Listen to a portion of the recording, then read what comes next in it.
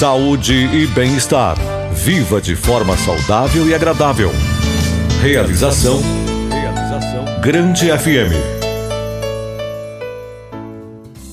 Olá, estamos chegando com mais um episódio do nosso podcast Saúde e Bem-Estar, que apresenta sempre temas e assuntos importantes para o nosso dia a dia.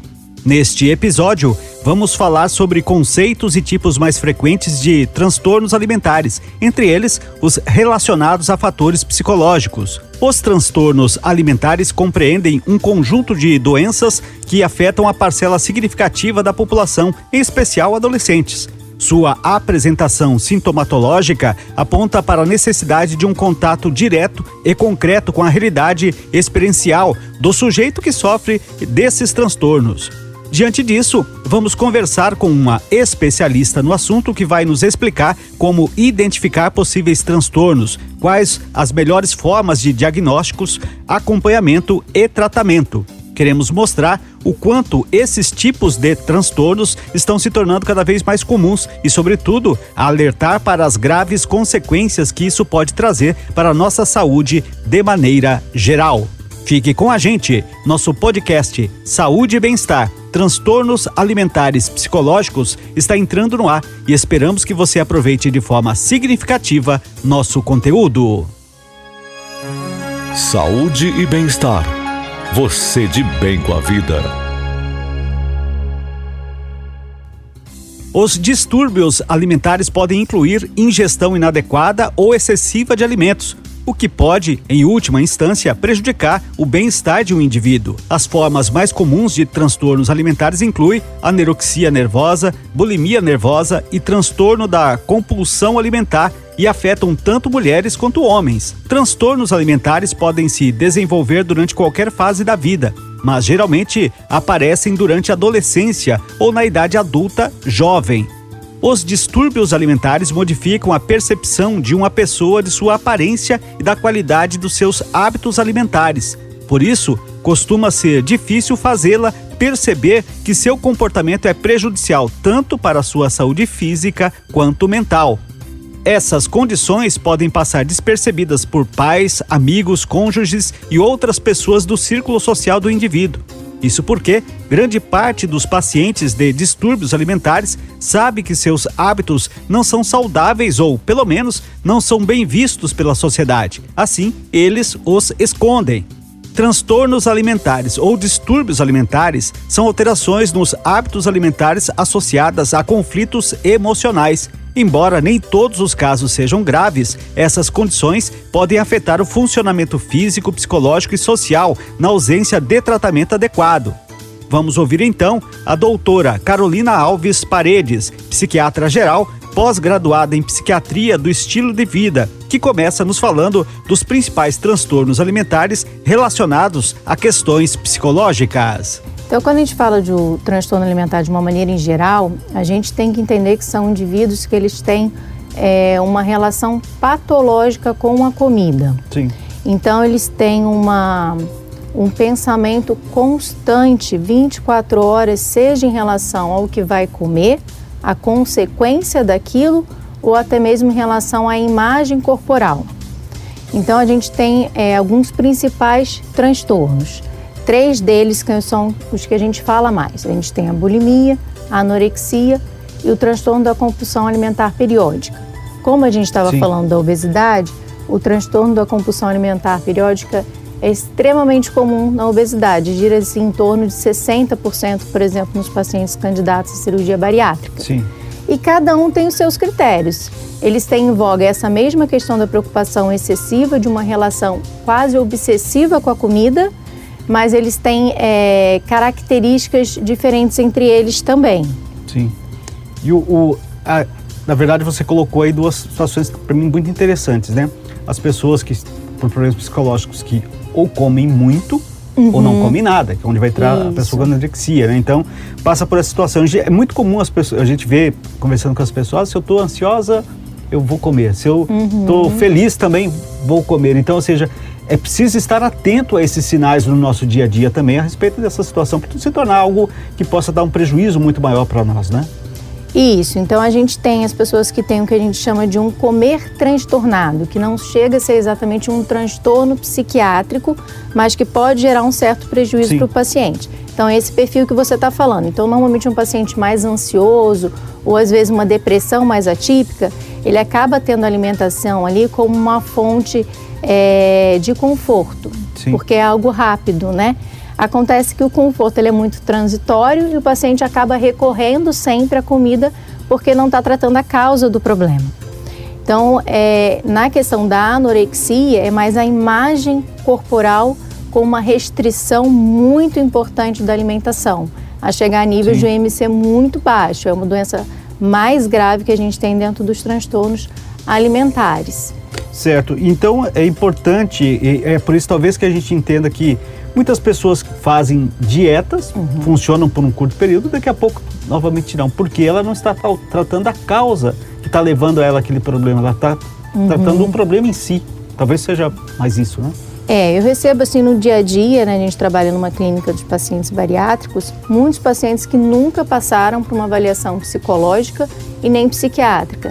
Então o foco do tratamento deles fica ali somente na dieta e no exercício físico. E aí eles ficam naquele efeito sanfona. Sim. Seja porque faz uma dieta também muito restrita, que é difícil de você manter por um longo período, e ela inclusive é gatilho para compulsão.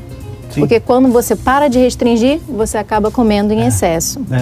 Ou seja, e não é algo simples de ser modificado para a pessoa, porque às vezes ela traz isso ao longo da sua história e aí você tem que fazer essa mudança de comportamento e mudança psicologicamente mesmo. Precisa exatamente desse profissional que possa dar esse suporte, né? Quando a gente fala de a relação com a comida, desde o ventre, né? Então, são hábitos que são muito enraizados, mas os transtornos, eles começam a aparecer ali, adolescência, adulto jovem, já começa a mostrar uma intensidade maior e começa a ter um prejuízo. Então, a gente precisa ali abordar quando isso está gerando um sofrimento e uma alteração na saúde mental ou na saúde física do paciente. Tipos distintos de transtornos alimentares naturalmente possuem sintomas diferentes, mas o fator semelhante em cada um deles é a relação inadequada com a comida e, por vezes, uma autoimagem extremamente negativa. As pessoas são levadas a alterar a sua relação com a comida e a maneira como se alimentam por uma série de razões. No caso da anorexia e da bulimia, a preocupação excessiva com o peso é um dos principais motivadores. A crença inicial costuma ser a de que a magreza e o padrão de beleza ideal, mas com o tempo o indivíduo fica obcecado com a perda de peso. Por isso, ele transforma a contagem de calorias e recusa das refeições ou a regurgitação da comida como uma competição contra si mesmo. Como as mulheres são mais cobradas para manter a magreza, elas têm mais propensão a desenvolver essas condições. A doutora Carolina agora aborda sobre maneiras diferentes de observação e diagnósticos de um possível transtorno alimentar. O que é mais fácil procurar ajuda é a compulsão, porque ela tem um prejuízo com a obesidade, incomoda bastante. Então ela tem uma depressão, uma ansiedade relacionada e tem vontade de perder esse peso. Então ela procura ajuda. Aí a anorexia e a bulimia já é mais, não tem um insight que a gente chama, uma noção da doença. E tem muito medo de tratar porque tem medo de ganhar peso com o tratamento. Quando vem até a gente faz uma entrevista clínica, muitas vezes com a ajuda de um familiar para poder reconhecer os sintomas que às vezes o paciente não reconhece. Então é preciso desse auxílio ali da família também no momento da avaliação. É uma avaliação clínica, a gente não tem exames além do próprio profissional ali do psiquiatra fazendo essa avaliação. Vocês também fazem o acompanhamento inverso, por exemplo, a pessoa que ela tem problema metabólico e consequentemente ela tem facilidade de ganhar peso e aí ao ganhar peso ela apresentar problemas psicológicos por causa disso. Você falou logo na nossa conversa aqui por questão também de estética, às vezes a pessoa se sente com a baixa estima, então, ou seja, também ela procura esse acompanhamento para poder suportar esse processo também de recuperação da parte metabólica dela, né?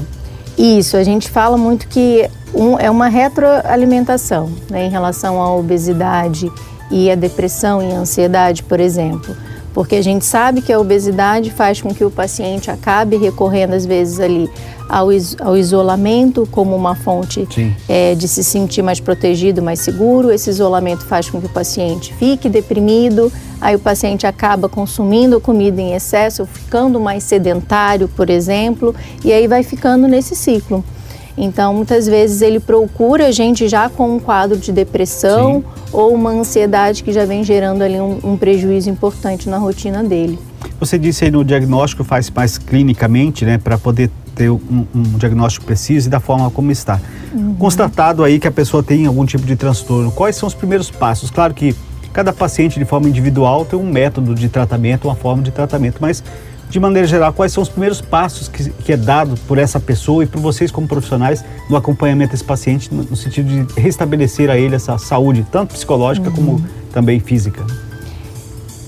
É um complexo que a gente precisa tratar. Então, a gente precisa de uma equipe multidisciplinar. O psiquiatra sozinho, ele não vai conseguir atuar em todas as esferas que o paciente precisa. Então, no caso dos transtornos alimentares, a gente conta com a ajuda do nutricionista, do endocrinologista, do psicólogo. Esses 3 principais auxiliam a gente. Sim. Então, a gente identificado que esse paciente tem um transtorno que traz um sofrimento e um prejuízo no dia a dia, a gente tem medicações específicas dentro da psiquiatria para tratar, seja uma medicação antidepressiva que vai tratar ali a depressão, a ansiedade, né? Sim. Seja uma medicação para controlar um pouco a impulsividade, porque muitas vezes eles têm essa impulsividade.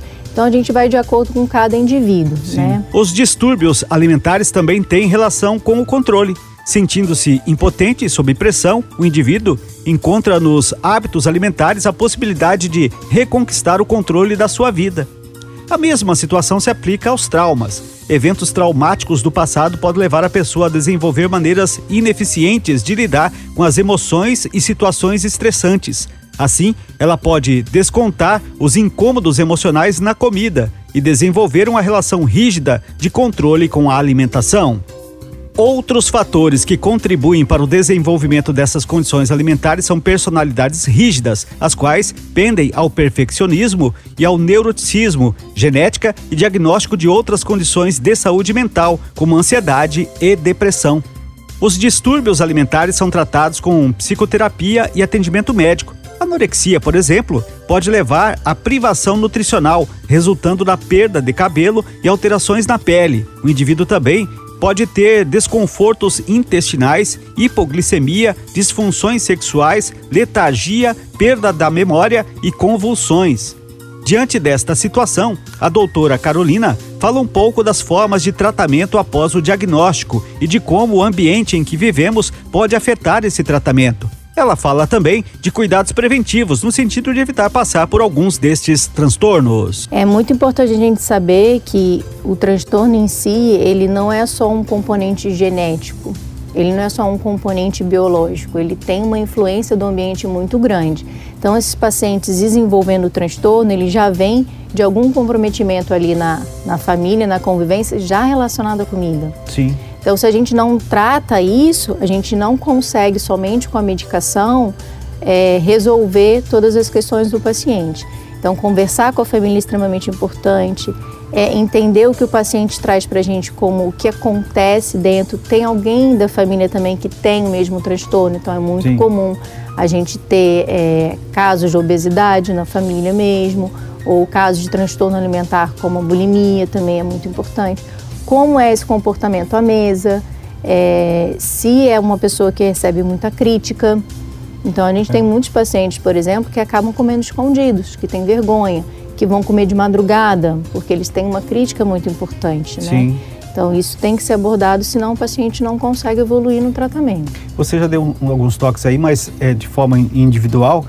O que a gente pode falar em termos de métodos preventivos para evitar chegar numa situação mais crítica como essas que você descreveu aqui com a gente no nosso dia a dia, no nosso modo de ser?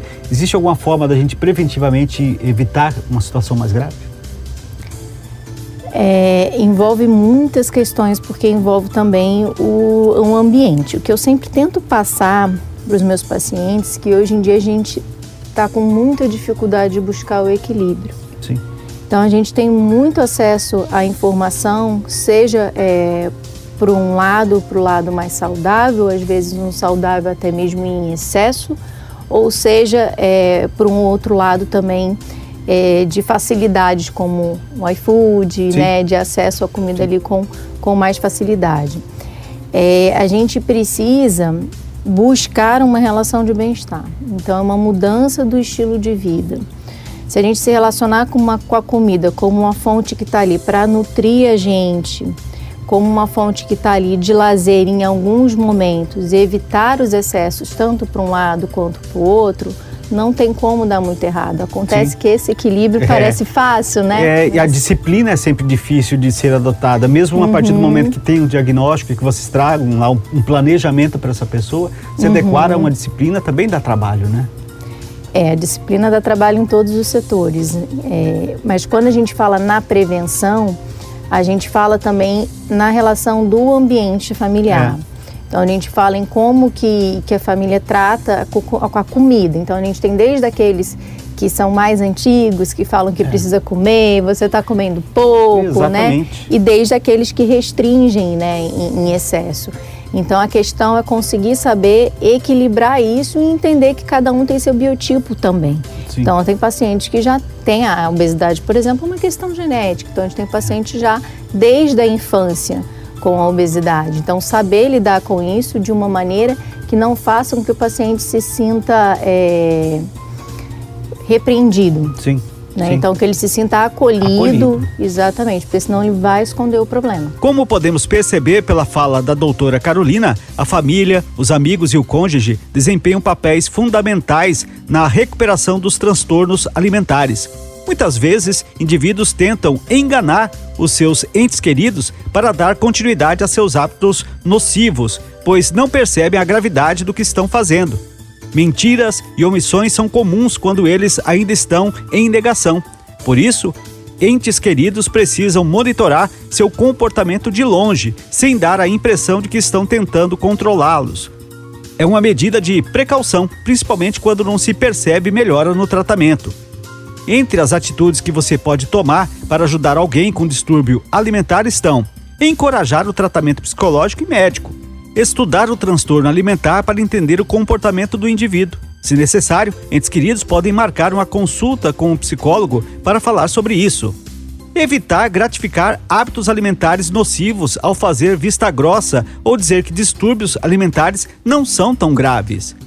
Ouvir as inseguranças, preocupações e medos da pessoa querida. Ajudar a construir sua autoestima através de elogios e reconhecimento das conquistas não relacionadas à aparência e dizer à pessoa o quanto ela é importante para você. A obsessão em atingir um ideal de beleza para tornar a pessoa cega para outros aspectos da vida, então relembrá-la de que outros lhe querem bem. A terapia cognitivo-comportamental é uma abordagem considerada a mais adequada para o tratamento de alterações nos hábitos alimentares.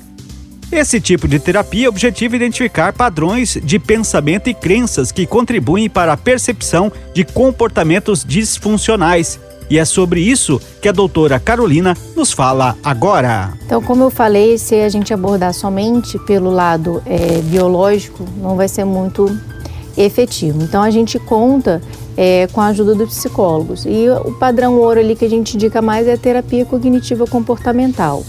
É baseado nas crenças dos pacientes. Esse paciente muitas vezes tem as crenças que a gente chama que são formas de pensamento distorcidas, seja da imagem corporal dele, ou seja, de um pensamento obsessivo relacionado à comida ou à necessidade de atingir um corpo muitas vezes inatingível. Sim. Chega a ser muitas vezes até delirante. Então a terapia ali feita semanalmente, levando todo o contexto, inclusive o contexto familiar também, pode ser abordado de uma maneira ali que o paciente consiga aos pouquinhos enxergar as coisas como elas realmente são.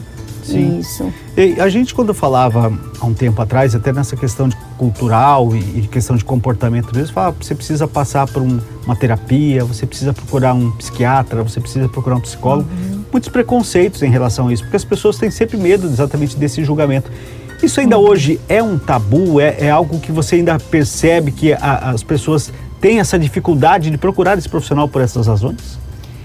Isso, graças a Deus, tem melhorado bastante, mas a gente ainda encontra, principalmente um receio sempre da psiquiatria associada a quadros muito graves, associadas à loucura com perda da realidade, e hoje em dia a gente sabe que esses são os casos mais graves, eles existem, mas infelizmente está cada vez maior os transtornos de ansiedade, os transtornos alimentares então aumentaram aí bastante, e a gente pode contar com esse auxílio. É importante saber que o profissional está ali, que ele não está ali só para medicar em excesso. Sim. Eles me trazem muito um medo de tomar uma medicação e ficar dependente ou ficar sedado. Então a intenção não é essa, o paciente vai tomar medicação e ele ficar mais produtivo até, porque do jeito que está, ele não está conseguindo ter a sua rotina adequada. Então é restabelecer a rotina com o uso da medicação e as outras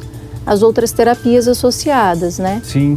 Você falou desse crescimento, né, de pessoas dentro desses quadros que foram apresentados, nós estamos falando aqui ao longo do programa. Nós tivemos um período recente que talvez tenha contribuído muito para isso, não sei se você concorda, dentro desse período de pandemia, muitas pessoas acabaram ficando dentro de isolamentos, evitou muitas coisas. E geralmente, se você está em casa por mais tempo, o acesso à alimentação acaba aumentando. Isso realmente contribuiu para que a gente pudesse ter, de repente, esse aumento significativo de pessoas que desenvolveram transtornos alimentares em função desse período de pandemia, de isolamento que nós vivemos? Sim. Todos os transtornos psiquiátricos de uma maneira em geral, né? A ansiedade, a depressão, o uso abusivo de álcool e a questão da compulsão alimentar também, porque é muito importante, o paciente traz muito isso. Quando eu estou mais ocupada, quando eu estou mais ativa, quando eu sinto que estou produzindo, eu tendo a comer menos. Sim. Tanto é que os períodos de maior compulsão são ao final do dia, quando o paciente sente que está mais entediado, ele fala que está inquieto, que ele sente uma ansiedade ali que alivia quando ele começa a comer. Então, com certeza, contribuiu sim. Mudanças na alimentação também devem ser feitas com cautela, principalmente no caso da magreza extrema, quando o corpo não está acostumado a ingerir grandes quantidades de alimento. Com a ajuda do psicólogo, o paciente pode tratar a culpa, frustração, medo e ansiedade que sente ao se alimentar de modo adequado. Portanto, o profissional de psicologia deve atuar sempre respaldado por protocolos internacionais, atuais e baseados em evidências científicas que representem as melhores e mais confiáveis práticas e condutas de tratamento. Assim, os transtornos alimentares devem ser acompanhados e tratados com abordagem multidisciplinar, respeitando a singularidade do sujeito e envolvendo acompanhamento psicológico, psiquiátrico e nutricional, podendo contar com o acompanhamento de um fisioterapeuta ou um educador físico. Saúde e bem-estar. Seu jeito de viver bem. A atividade física é uma aliada fundamental no tratamento de transtornos alimentares e principalmente no estímulo a mudanças de hábitos. Por isso, a Recomendação Mundial de Atividade Física para a Saúde indica sessões de exercício por pelo menos 30 minutos por dia, de intensidade moderada, ou 20 minutos de intensidade vigorosa, isso 3 vezes por semana. Um estilo de vida saudável, que inclua atividade física regular, promove uma diminuição de riscos de doenças cardiovasculares e metabólicas, além de favorecer o aspecto físico e social do praticante. Quanto aos pacientes com transtorno alimentar, a atividade física atua principalmente no aspecto psicológico, melhorando a autoestima e autoimagem. O programa de exercícios deve englobar flexibilidade, força, postura, atividades em grupo e exercícios, preferencialmente aeróbicos, de intensidade moderada. As mais recomendadas são a hidroginástica, natação, caminhada, bicicleta e pilates. Antes de iniciar quaisquer tratamentos ou atividades físicas com este objetivo, procure a orientação de profissionais qualificados para a garantia de melhores resultados. Este foi o podcast Saúde e Bem-Estar de hoje, disponível no grandefm.com.br ou na sua plataforma de áudio preferida. Siga nosso podcast nas redes sociais, assine nosso podcast, se inscreva em nossos canais e favorite nosso conteúdo. Assim você será notificado toda vez que tivermos novidades. Esperamos que você tenha gostado do nosso conteúdo de hoje e em breve novos episódios estarão à sua disposição. Você conferiu Saúde e Bem-Estar. Seu corpo e sua mente muito mais saudáveis. Uma realização da Grande FM.